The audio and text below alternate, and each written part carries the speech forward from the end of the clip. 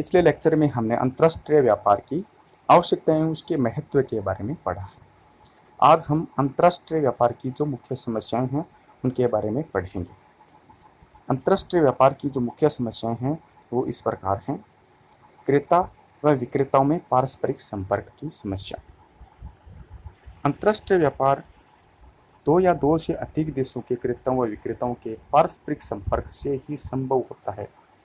अब चाहे पारस्परिक संपर्क प्रत्यक्ष रूप से हो या संचार के साधनों के माध्यम से, दोनों देशों के बीच दूरी होने के कारण क्रेता व विक्रेताओं में पारस्परिक संपर्क होने में कई प्रकार की कठिनाइयां आती हैं। एक दूसरे के निकट संपर्क के अभाव में न तो वे एक दूसरे की साख और आर्थिक स्थिति से परिचित हो पाते हैं और न ही उनमें पारस्परिक विश्वास व सद्भावना ही बन पाती है।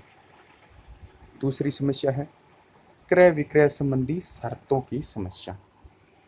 अगर क्रेता और विक्रेता परस्पर संपर्क में आकर माल का क्रय विक्रय करना चाहते हैं तो उनके सामने दूसरी महत्वपूर्ण समस्या यह आती है कि क्रय विक्रय संबंधी शर्तें क्या हो।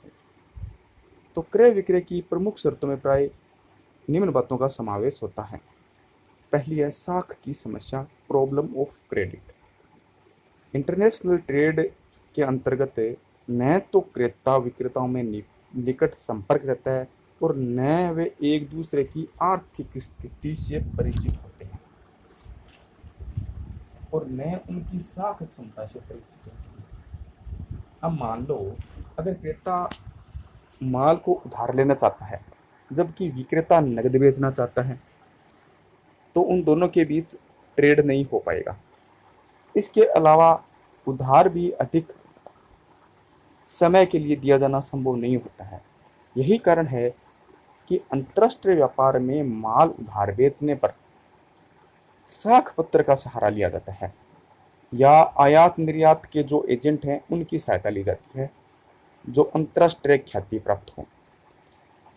अब आता है माल की किस्म तथा मात्रा की समस्या। क्रेता को विक्रेता के माल की किस्म व मात्रा संबंधी जानकारी की समस्या भी बहुत महत्वपूर्ण होती है। जो क्रेता होता है उसके दिमाग में एक भय बना रहता है कि ऐसा ना हो कि विक्रेता जो है वो घटिया किस्म का माल भेज दे। घटिया किस्म का माल भी भेज सकता है अथवा जो आदेश दिया है उससे कम या उससे ज्यादा भी माल भेज सकता है। यह माल की किस्म तथा मात्रा की समस्या है। मूल्य निर्धारण संबंधी समस्या। क्रेता और विक्रेता के बीच दूरी अधिक होने से मूल्य निर्धारण का अंतिम निर्णय लेने में भी कठिनाई आ जाती है क्योंकि वस्तुओं के भाव है उनमें निरंतर परिवर्तन होता रहता है। अन्य संबंधित खर्चों के वहन की समस्या। अंतर्राष्ट्रीय व्यापार दो देशों के बीच होने के कारण उनमें कई अन्य प्रकार के खर्चे भी आते हैं। अब उनकी समस्या ये रहती है कि आयातक वहन करे या निर्यातक वहन करे, यह भी उनकी एक बड़ी समस्या है। भुगतान की विधि की समस्या। अंतर्राष्ट्रीय व्यापार की एक सबसे बड़ी समस्या यह है कि अलग अलग देशों में अलग अलग मुद्राएं चलती है। एक देश की मुद्रा दूसरे देश में विधिग्राह्य नहीं होती।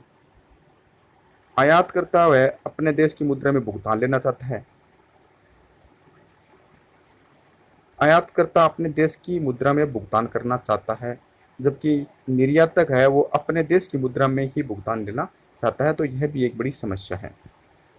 फिर अपन देखते हैं कि तीसरा पॉइंट है विनिमय दर जो है उसमें भी निरंतर उतार चढ़ाव होते रहते हैं। यह भी अंतर्राष्ट्रीय व्यापार की एक बड़ी समस्या है जिसके कारण उसके जो मूल्य है उसमें दिन प्रतिदिन परिवर्तन होता रहता है। फिर है व्यापार नियंत्रण नीति संबंधी समस्या।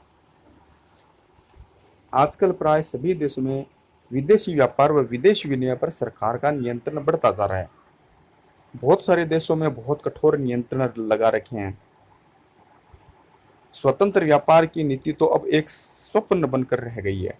अगर एक देश अपने व्यापार में आयात पर प्रतिबंध लगाता है तो दूसरा निर्यातों को बढ़ाना चाहता है। एक देश द्वारा प्रतिबंध लगाए जाने पर दूसरे में बदले की कार्रवाई की प्रवृत्ति बहुत प्रबल हो जाती है। अतः अंतरराष्ट्रीय व्यापार में बढ़ते नियंत्रणों की नीति एक महत्वपूर्ण समस्या है। फिर आता है विदेशी विनिमय नियंत्रणों की नीति संबंधी समस्या। आज विश्व का प्रत्येक राष्ट्र अपने भुगतान संतुलन को अपने पक्ष में करने और भुगतान असंतुलन को कम करने अथवा समाप्त करने के लिए प्रयासशील है। अतः अनेक प्रकार के विदेशी विनिमय नियंत्रण लागू कर दिए जाते हैं। बदले की भावना से उनकी ओर वृद्धि होती है। अतः अंतरराष्ट्रीय व्यापार में नई समस्याएं हर दिन जन्म लेती रहती हैं। आयात निर्यात की औपचारिकताएं संबंधी समस्याएं।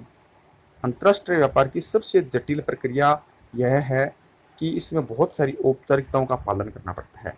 नियंत्रण, नियम, परंपराओं व व्यापारिक सौदों की शर्तों के आवरण में अंतरराष्ट्रीय व्यापार में औपचारिकताओं की एक लंबी श्रृंखला बन जाती है। जैसे मान लो कि लाइसेंस प्राप्त करने के लिए औपचारिकताओं को पूरा करना, लाइसेंस की शर्तों का पालन करना, माल के आदेश, पैकिंग, भुगतान व विदेश विनिमय के लिए बहुत सारी औपचारिकताओं को पूरा करना पड़ता है। माल के पैकिंग, रवानगी और सुपुर्दगी संबंधी समस्याएं। अब हम चलते हैं अंतरराष्ट्रीय व्यापार में जोखिमों की भरमार की समस्या। अंतरराष्ट्रीय व्यापार में माल के आदेश से बिक्री तक अनेक जोखिमों का सामना करना पड़ता है। आयातकर्ता व निर्यातकर्ता में परस्पर निकट संपर्क न होने से व्यापारिक शर्तों की पूर्ति की जोखिम बनी ही रहती है। माल की किस्म घटिया हो, माप, वजन या मात्रा में कमी हो, खराब पैकिंग व अन्य कारणों से रास्ते में माल की टूट फूट से क्षति हो जाए, माल समय पर न पहुंचे, सामुद्रिक जोखिमें, निर्यातक सौदा पूरा न करे, आदि आदि। वित्त की समस्या। अंतरराष्ट्रीय व्यापार में वित्त व्यवस्था की समस्या भी जटिल है। जैसे पर्याप्त साख की समस्या। आयातकों तथा निर्यातकों में निकट संपर्क न होने से उनमें अविश्वास की भावना बनी रहती है, क्योंकि व्यापारिक सौदे प्राय बड़ी रकम के होने से निर्यातक माल का भुगतान यथाशीघ्र प्राप्त करना चाहता है, जबकि आयातक है वो माल की सुपुर्दगी पर भुगतान देना चाहता है। यह एक बड़ी समस्या है। अंतरराष्ट्रीय तरलता की समस्या। विश्व के सभी राष्ट्रों के आयातों में तीव्र गति से वृद्धि हो रही है, किंतु अंतरराष्ट्रीय तरलता में वृद्धि धीमी गति से है। आजकल विकासशील राष्ट्रों के सामने अंतरराष्ट्रीय भुगतानों के निपटारे में तरल कोषों के अभाव की समस्या है। फिर आता है विदेशी विनिमय दर निर्धारण की समस्या। अलग अलग राष्ट्रों में अलग अलग मौद्रिक व्यवस्थाओं के कारण आयात निर्यात करने वाले देशों की विनिमय दर के निर्धारण की समस्या भी जटिल है। समय समय पर उनमें होने वाले उतार चढ़ाव की जोखिमें भी महत्वपूर्ण होती हैं। क्षेत्रीय गठबंधनों की समस्या। आजकल विश्व के प्राय सभी जो विकसित राष्ट्र हैं उनमें व्यापार के हित की रक्षा एवं पारस्परिक आर्थिक सहयोग के लिए क्षेत्रीय गठबंधन की प्रवृत्ति प्रबल होती जा रही है। वे इन गठबंधनों के माध्यम से अपने व्यापार क्षेत्रों को सुरक्षित करते हैं तथा बाहर के देशों से व्यापार में नियंत्रण और संरक्षण की नीति अपनाते हैं, जैसे यूरोपीय साझा बाजार, नाफ्टा आदि आदि। फिर आता है राशि पातन की समस्या। जब मान लो कोई देश विदेशी बाजार में अपना आधिपत्य स्थापित करने के लिए और अपने प्रतियोगी जो हैं, कंपटीटर हैं, उनको बाजार से हटाने अथवा बड़े पैमाने पर उत्पत्ति के लाभ लेने के लिए अपने द्वारा उत्पादित वस्तुओं को विदेशी बाजार में बहुत ही कम मूल्य या ये मान लो कि लागत से भी कम मूल्य पर बेचता है, तो उसे राशिपातन कहते हैं। तो यह विदेशी बाजारों में होने वाली क्षति को आंतरिक मूल्य में वृद्धि से ही पूरा करता है, तो उसे राशिपातन कहा जाता है। भुगतान की समस्या। अंतरराष्ट्रीय व्यापार में भुगतान की समस्या भी जटिल है। अलग अलग देशों में अलग अलग विधि ग्राह्य मुद्राएं प्रचलित होने के कारण भुगतान की समस्या बनी रहती है। इसके लिए विदेशी विनिमय की आवश्यकता पड़ती है। भुगतान के तरीके भी अलग अलग होते हैं, उनमें कौन सा तरीका अपनाया जाए, आदि आदि। फिर आती है राजनीतिक जोखिमों की समस्या। आज विश्व वो राजनीतिक गुटों में बंटा हुआ है। एक ओर तो मान लो साम्यवादी राष्ट्र हैं, तो दूसरी ओर पूंजीवादी राष्ट्र हैं। यही नहीं, मतलब कुछ तटस्थ राष्ट्रों का भी गुट अलग अलग अपना अस्तित्व कायम करता चाहता है। राजनीतिक संबंध बिगड़ने से आर्थिक और व्यापारिक संबंधों में रुकावट आती है। आयातों पर प्रतिबंध लगाए जाते हैं, निर्यातों पर कर लगाया जाता है, विदेशी विनिमय पर नियंत्रण या पूर्ण प्रतिबंध लगा दिए जाते हैं आदि अंतर्राष्ट्रीय व्यापार से संबंधित जोखिम हैं। इनके अलावा भी अंतर्राष्ट्रीय व्यापार में बहुत सारी जोखिमें विद्यमान रहती हैं। धन्यवाद।